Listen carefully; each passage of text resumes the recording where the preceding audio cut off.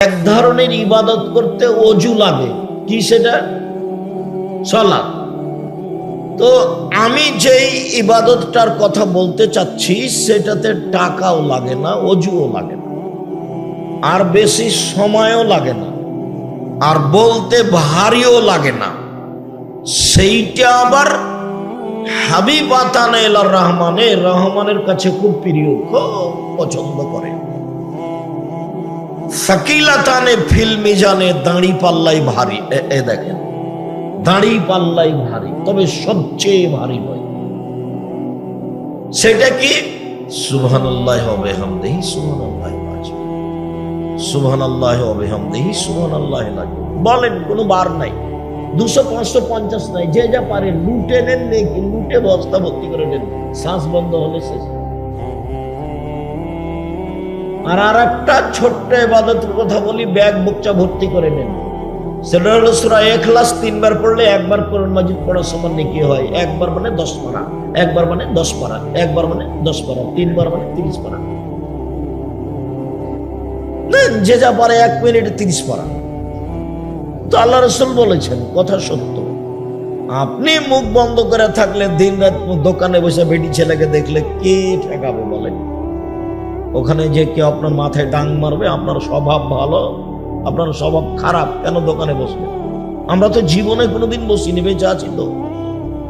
আমার জীবনে কোনোদিন আমি চায়ের স্টলে বসিনি। আমার মা বলতেন, 1, দোকানে বসিও না, 2, প্রাইভেট পড়ায়ও না, 3, কারোর সাথে বন্ধুতালি করো না, 4, দাওয়াত খায়ও না। আমার মা নিরক্ষর, বাড়ি থেকে বের করার সময় এটা বলতে নেই 4টে। আমরা তখনও কোনোদিন দোকানে বসিনি, এখন তার প্রশ্নই আসে। তা আমরা বেঁচে আছি না মরে গেছি? হাটে বাজারেই যায় না, আমাদের বউ তো বহু দূরের কথা। আর আপনার বউ কি যে দোকান করেছে, খালি ভ্যানিটি ব্যাগ নিয়ে ঘুরে বেড়ায়। আর আপনি কাপুরুষ, ঘৃণিত পুরুষ, আপনি তাকে দেখেন, ছি। আর আপনার স্বভাব দেখলে আমাকে খুব কষ্ট হয়। আপনার শরীরে রক্ত আছে, এটা আমার মনে হয় না, মনে হয় যে সবই পুজ। আপনার বউ কি করে ভ্যানিটি ব্যাগ নিয়ে বাজারে গেল? আপনি কি মরেছে? আপনার ভাই মরেছে, আপনার বউয়ের দেবর মরেছে, ওর ভাসুর মরেছে, ওর শ্বশুর মরেছে, ওর বাপ মরেছে, ওর বংশ মরে গেছে, যে ও যাচ্ছে বাজারে। ওর শ্বশুরের বংশে কেউ নেই, ওর বাপের বংশে কেউ নেই, সবাই মরে গেছে। ওইভাবে সাড়া দেওয়া আমি পছন্দ করি না, এক খেলে চেয়ে। তোমাকে বলছি, তোমার মাই তো খারাপ, তোমাকে খারাপ লাগে না কেন? তোমার বোনই তো এরকম খারাপ, এই যেখানে বসে আছে, নখে নেইল পলিশ দেওয়া আছে, নখ বড় বড় আছে, কোন স্বভাব? তোমার মাকে তুমি সৎমা বলে ডাকিও, তোমার বোনকে বলে দিও তোমার মাকে যেন খালা বলে, সৎমা বল। তোমার মা এরকম কেন? তোমার মায়ের স্বভাব কেন এমন? তোমার বাপ কিছু বলতে পারে না? সংসার এমনি চলে? সংসার এটি কি গরু ছাগলের সংসার? এটি কি পশু প্রাণীর সংসার? এটি কি কুকুর শ্রীগালের সংসার? এটা মানুষ। আবার এরা আহলে হাদিস, শুধু মানুষ নয়, এরা আহলে হাদিস, মানে হাদিস মেনে চলে। তোমার মা কি করে? জাবের রাদিয়াল্লাহু তাআলা বলছেন যে, আমি রাসূলের সাথে এক যুদ্ধে ছিলাম, তো আমরা এখন মদিনায় ঢুকবো, ফিরে আসছি। তো আল্লাহ রাসূল বলেন, এই থামো, আমরা রাতে এখানে থাকবো, সকালে বাড়িতে যাব। তো আমি জাবের বললাম, আল্লাহর নবী, আমি তো নতুন বিবাহ করেছি, আমাকে বাড়ি যেতে দেন। তো আল্লাহ রাসূল বলল, তুমি নতুন বিবাহ করেছো? আচ্ছা, তুমি তালাক প্রাপ্তা মেয়ে বিবাহ করেছো না কুমারী মেয়ে বিবাহ করেছো? আমি তালাক প্রাপ্তা মেয়ে বিবাহ করেছি।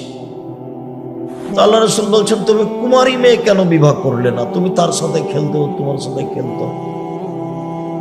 তখন জাবের বলছেন, আল্লাহ নবী দেখেন, আমার আব্বা উহুদের যুদ্ধে শহীদ হয়েছেন, 9 জন মেয়ে রেখে আমার 9 জন বোন আছে। আকরাহুয়ান আতাজাওয়াদা মিসলাহুন্না অফিরাতিনাল খারকা, আমার বোনদের সমবয়সের বুদ্ধি কম মেয়েকে আমি বিবাহ করা পছন্দ করিনি 4টা কারণে। আল্লাহর নবী, আমি বেশি বয়সের মহিলা বিবাহ করেছি 4টা কারণে। আমার বোনদের সমবয়সের কম বয়সের বুদ্ধি কম মেয়েকে বিবাহ করতে চায়নি 4টা কারণে আল্লাহ নবী। এক, লেতুয়াল্লেমাহুন্না, আমি বেশি বয়সের মহিলা বিবাহ করেছি যাতে করে আমার স্ত্রী আমার বোনদেরকে বিদ্যা শিখাতে পারে।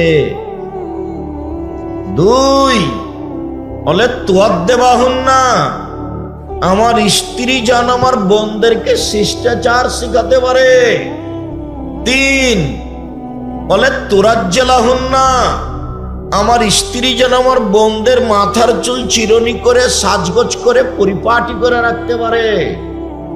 4, বলে তাকুমা আলাইহিন্না, আমার স্ত্রী যেন আমার বোনদেরকে পাহারা দিতে পারে।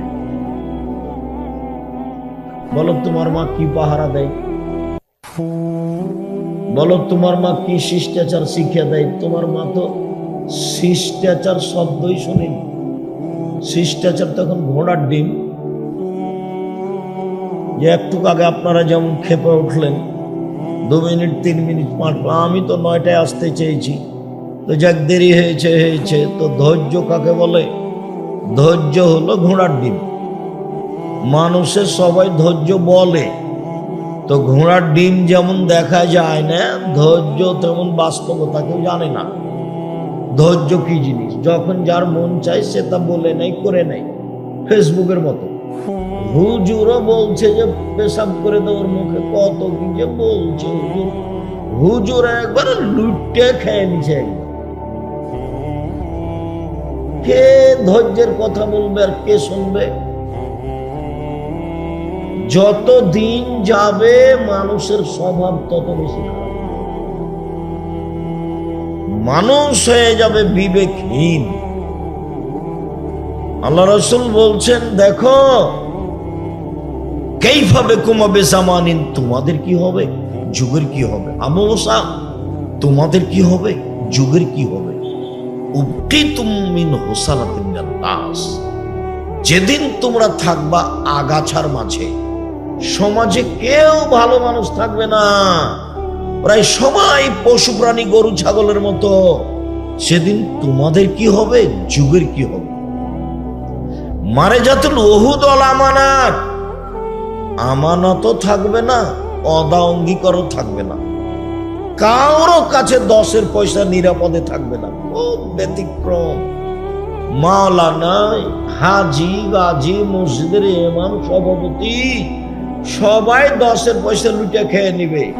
সেদিন তোমাদের কি হবে, যুগের কি হবে। আবু মুসা, তোমাদের কি হবে, যুগের কি হবে।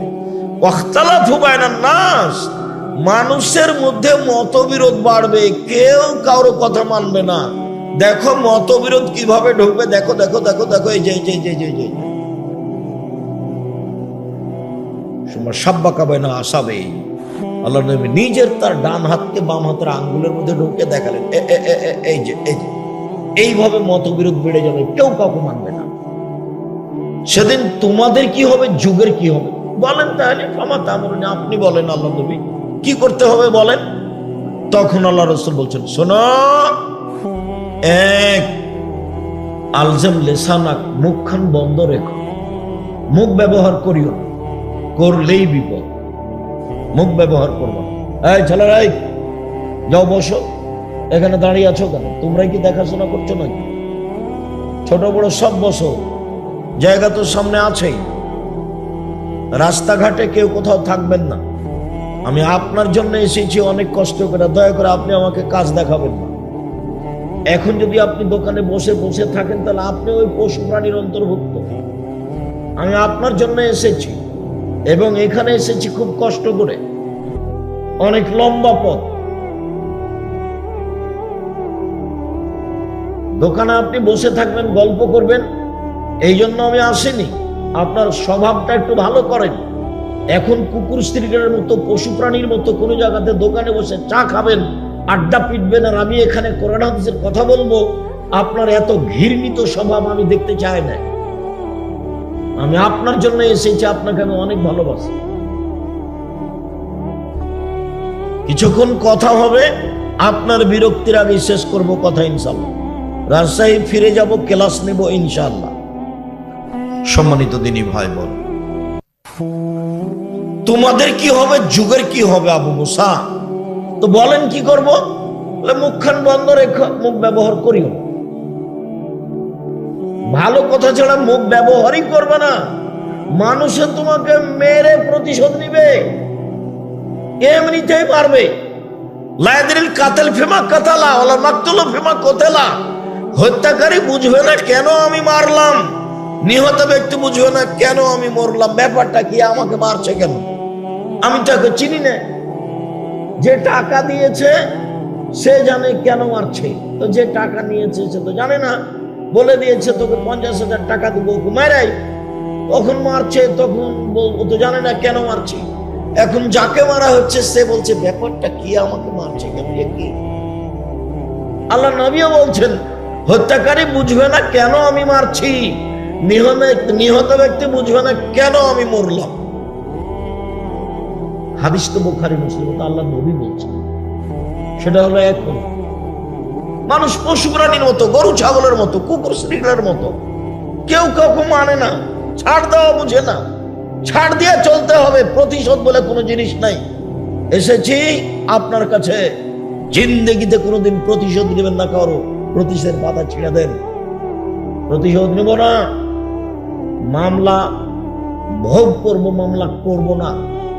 কেউ যদি মামলা করে পিছনে পিছনে মামলা চালাতে হবে, নইলে আমাকে জেলে যেতে হবে। আমি নিজে মামলা করব না। কোটি টাকা গেছে গেছে, জমি জায়গা গেছে গেছে, প্রতিশোধ নিব না। বদনাম কারো করে বাঁচতে রাজি নই। রাতে যখন ঘুমাবো, আল্লাহ মানুষের সাথে যে লেনদেন ছিল সব শেষ করিয়া, মানুষকে মাফ করিয়া ঘুমিয়ে গেলাম। বিচারের মাঠে উঠলে কোনো জবাব যেন আমাকে দেওয়া না লাগে, তোমার কাছে ক্ষমা ভিক্ষে চেয়ে ঘুমিয়ে গেলাম। আল্লাহুম্মা আসলামতু নাফসি ইলাইকা ওয়াজ্জাহতু ওয়াজহি ইলাইকা ওয়া ফাওয়াজতু আমরি ইলাইকা। সব কিছু আপনার কাছে সমর্পণ করলাম। আলজাতু জাহারি ইলাইকা রাগবাত রাহাবাতান ইলাইকা লা মালজা ওয়ালা মানজা মিনকা ইল্লা ইলাইকা। আমানতু বিকিতাবিকা আল্লাযী আনজালতা ওয়া নাবিয়্যাকা আল্লাযী আরসালতা। যে কিতাব কোরআন দিয়েছো সেটাও মেনে নিয়েছি, যে নবী রাসূল মুহাম্মদকে পাঠিয়েছো তাকে নবী বলে মেনে নিয়েছি। ঘুমিয়ে যাও। দোয়া মুখস্থ না থাকলে, যুবক তোমাদের জন্য 24 ঘন্টা, মুরব্বীদের জন্য 7 দিন, এই দোয়া পড়েই ঘুমাতে হবে। আল্লাহ রাসূল এই দোয়া পড়েই ঘুমাতেন ডান কাতে। আয়েশা রাদিয়াল্লাহু তাআলা আনহা বলেন, এই যে আওয়াইয়াল্লাহ ফিরাসে, যখন আল্লাহ রাসূল তার বিছানায় যেতেন তখন তিনি ডান কাতে হাতের নিচে মাথা রেখে, হাতের উপরে মাথা রেখে তিনি বলতেন এই দোয়া, তারপরে তিনি ঘুমিয়ে যেতেন। অনেক বর্ণনা এসে উজু করে এসে পশু প্রাণীর মতো জীবন কাটায় না। যে কয়েকদিন বেঁচে আছেন একটু ভালো হয়ে থাকার চেষ্টা করেন, কারো পিছে পড়িয়েন না, হালাল রুজি উপার্জন করেন। আমার পরামর্শ নেন, সমস্যা নেই। কি পরামর্শ আব্দুর রাজ্জাক সাহেব? চকলেট বিক্রি করে খাবো, লোন নেওয়া লাগবে না। তারপর বলে কলা বিক্রি করে খাবো, তারপর কাপড় চুপড়, তারপর কোটিপতি। কতদিন সময় লাগবে? 30 থেকে 35। একদিনই কলকাতায় হিরোইন কিনে ঢাকায় হয়েছে কোটি টাকার মালিক হতে হবে? আল্লাহ নবী বলছেন একটা দুয়ার সালাম ফিরার পূর্বে এই দোয়া না পড়ে জীবনে কোনোদিন তিনি সালাম ফিরেননি। আয়েশা রাদিয়াল্লাহু তাআলা আনহা বলেন, সেই দোয়ার শেষ বাক্যটা ওয়াউযু বিকা মিনাল মাকসামি ওয়াল মাগরাম। তোমার কাছে বাঁচতে চাই বড় পাপ হতে, তোমার কাছে বাঁচতে চাই ঋণ কর্য হতে, তোমার কাছে বাঁচতে চাই বড় পাপ হতে, তোমার কাছে বাঁচতে চাই ঋণ কর্য হতে। ঋণ আছে যার, জানাজা নেই তার, জাহান্নাম জান্নাত পরে, জানা যায় নেই। তা আপনি মরে কি করবেন? জানাজা হয়ে যাচ্ছে, যে হয়ে যাচ্ছে আমাকে দিয়ে জানাজা করান দেখি। আপনি আমাকে দাওয়াত দেন, আমি চলে আসার চেষ্টা করবো ইনশাআল্লাহ। যাই তো অনেক সময় বিভাবনা তো নিয়েতে গেছি মালয়েশিয়া। আমি মালয়েশিয়া গেছি তাহানিক করতে, বাচ্চা জন্ম নিয়ে যেতে। ঢাকায় গেছি বিবাহ করাতে। আপনারা জানা যায় আসবো, আপনি নিয়ে আসেন, ছেলেরাকে বলে যায় আপনার 10 টাকা আছে ঋণ, তখন আমি জানাজা করি কিনা। এমন কোন মায়ের বেটা ওরকম জন্ম না নিজে আমাকে আদেশ করে এই কাজ করাতে পারে ইনশাআল্লাহ। আমি কাউকে হিসাব করেই চলি না, আল্লাহ যেভাবে চালাই ফকির মানুষ চলি। কোনদিন আমার জীবনে কারো কাছে মাথা নত করা লাগেনি। মসজিদ মাদ্রাসার সেক্রেটারি সভাপতি, কোনদিন কাউকে হিসাব করে কথা বলা লাগেনি। আছি আলহামদুলিল্লাহ। ও যদি কিছু বলে তাহলে আমি বলবো আপনার যা টাকা লাগে আপনার মসজিদকে আমি কিছু করে দেবো, আপনাকে টাকা লাগবে না। আপনার প্রয়োজন হলে আপনি বলেন, আপনাকে কিছু দিব ইনশাআল্লাহ। মানে আল্লাহ আমাকে ওইভাবে রাখেইনি, আমি কোনোদিন বুঝতে পারি না, আমার কাছে ধরা পড়ে না। ময়মনসিং থেকে গেছি, ও টাকা দিয়েছে 5,000 মতো, খরচ আছে 11,000।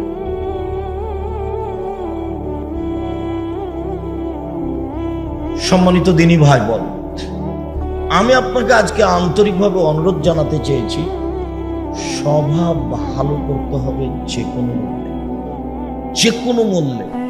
মুখখান ভালো রাখবেন, মুখ বড় বিপদ, আপনাকে টেনে একবারে ছেঁচড়ে জাহান্নামে নিয়ে যাবে। তাই আল্লাহ রাসূল বলেন মুখখান বন্ধ রাখো। 2, জরুরি প্রয়োজন ছাড়া বাড়ি ত্যাগ করবেন না, বাইরে যাবেন না। 3, পাপের জন্য কাঁদবেন, পাপের জন্য। আল্লাহর নবী বলছেন কেউ যদি কাঁদে আল্লাহর ভয়ে, তো গাভীর ওলান বাঁট থেকে বাম থেকে চাপ দিয়ে দুধ বের করে ভিতরে ঢোকানো যায় না, যেমন আল্লাহর ভয়ে কাঁদে যে সে জাহান্নামে যাবে না তেমন। আমি না বুঝাতে পারলে আবার বলি, গাভীর বাম মাঠ বুঝেন না আপনারা, চাপ দিয়ে দুধ বের করে না মানুষ। আল্লাহ রাসূল বলছেন যে চাপ দিয়ে দুধ বের করে ভিতরে ঢোকানো যেমন অসম্ভব, এইটা যেমন অসম্ভব, আল্লাহর ভয়ে কাঁদে যে তার জাহান্নামে যাওয়া তেমনি অসম্ভব। তা আমি বলিনি, এ কথা মুহাম্মদ সাল্লাল্লাহু আলাইহি ওয়াসাল্লাম বলছেন। লা ইয়ালিজার রাজুলুন নারা বাকা মিন খাসিয়াতিল্লাহ হাত্তা ইয়ালিজাল লাবানু ফিদ দারাই। যে আল্লাহর ভয়ে কাঁদে তার জাহান্নামে যাওয়া এরকমই অসম্ভব, গাভীর পাট বাম থেকে দুধ বের করে ঢোকানো যেমন অসম্ভব। স্বাভাবিক হয়ে বাঁচেন। 1, 5 ওয়াক্ত সালাত, 2, হালাল রুজি, 3, কোরআন তেলাওয়াত, 4, আড্ডা পিটা হারাম। জিন্দেগিতে কোনোদিন আর দোকানের সামনে বসবেন না। চা খাচ্ছেন, ল্যাংটা মেয়ে নাচছে, বসে গল্প জমাচ্ছেন, কার কি বলছেন, তখন আপনি ভালো মানুষ। কে বলেছে আপনাকে? আমি তো বলিনি কোনো। তখন আপনাকে আমি গরু ছাগল পশু প্রাণী মনে করি, ইতর শ্রেণীর মানুষ মনে করি, নিম্ন শ্রেণীর মানুষ মনে করি। ভদ্র মানুষ এখানে বসে থাকে নাকি? পরেজগার মানুষ এখানে বসে থাকে? আপনাকে যদি জিজ্ঞাসা করি বলবেন যে না আমি পরেজগার নই। কেন থাকবেন আপনি ওখানে? সম্মানিত দিনী ভাই বোন, মহান আল্লাহ বলেন ধারাবাহিক, ইদফা বিল্লাতি হি আহসান। মুহাম্মদ সাল্লাল্লাহু আলাইহি সাল্লাম মানুষের সাথে যখন কথা বলবেন, মানুষ যা বলেছে আপনারটা তার চেয়ে সুন্দর হবে, এটা আমি আর আপনি। রাগ যতই হোক, একবারে জ্বলে ছাই হয়ে যাচ্ছেন তার কথায়, তবু আপনি রাগ দেখাবেন না। এ দেখেন মুহাম্মদ সাল্লাল্লাহু আলাইহি ওয়াসাল্লাম, আপনি যখন মানুষের সাথে কথা বলবেন, তো মানুষ যা বলেছে আপনারটা কেমন হবে তার চেয়ে সুন্দর। এটা আল্লাহ নবীকে আদেশ করলেন, মানে আমাকে আর আপনাকে আদেশ করলেন। বুঝাতে পারি না কথা বলে? আল্লাহ আমাদের নবীকে আদেশ করলেন মানে কি? আমাকে আর আপনাকে আদেশ করলেন। আল্লাহ তাআলা বলছেন ওয়াজাদিলহুম বিল্লাতি হি আহসান। মুহাম্মদ সাল্লাল্লাহু আলাইহি সাল্লাম তর্ক বিতর্কে, বাক বিতণ্ডে কথা বলা লাগলে ও যা বলেছে আপনি তার চেয়ে সুন্দর বলবেন, তার চেয়ে ভালো বলবেন। আদেশ, দুটাই আদেশ।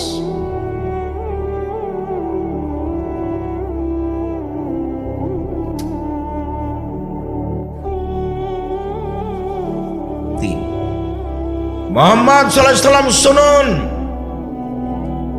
আল্লাহর পক্ষ থেকে বড় দেয় যে আপনার স্বভাবটা নরম, আপনার স্বভাব কর্কশলে লানফাদ্দু মিন হাওলেক, আপনার পাশ থেকে মানুষ সরে যেত, কে আপনার পাশে আসতো না। শুনুন, ফাফু আনহুম, মানুষকে মাফ করুন, মানুষকে মাফ করুন। পৃথিবীর মানুষ মাফ করতে শিখো। মাফ, ছাড় ছাড় দাও, আচ্ছা করেছে, আচ্ছা বলেছে, আচ্ছা মাফ করে দিলাম, মাফ করে দিলাম। যখন যে জেলাতে যাই, খালি গাড়ি থেকে নামলে কেউ এসে বলবে অনেক কথা আপনাকে বলেছি, মাফ করে দেব, ঠিক আছে দিলাম। অনেক গালি দিয়েছি, মাফ করে দেন। কোন সময় 2জন 3জন বলে, দেখি কোন সময় গাড়ি থেকে নামার আগে প্রস্তুত হয়ে আছে খালি এই কথাটা বলার জন্য। কতদিন যে মন ভরে গালি দিয়েছে, নামার সাথে সাথে বলে যে অনেক কথা বলেছি, মাফ করে দেন, ঠিক আছে দিলাম। কেন গালি দিলেন, দিবেন কেন এটা বলতে চায় না, ওই পাতায় পড়ি না, বলেছে বাস যথেষ্ট। মুহাম্মদ সাল্লাল্লাহু আলাইহি সাল্লাম, মানুষকে মাফ করতে শিখুন, মাফ করুন, মাফ করতে শিখুন। এই ভাষা তার জন্য চলবে না।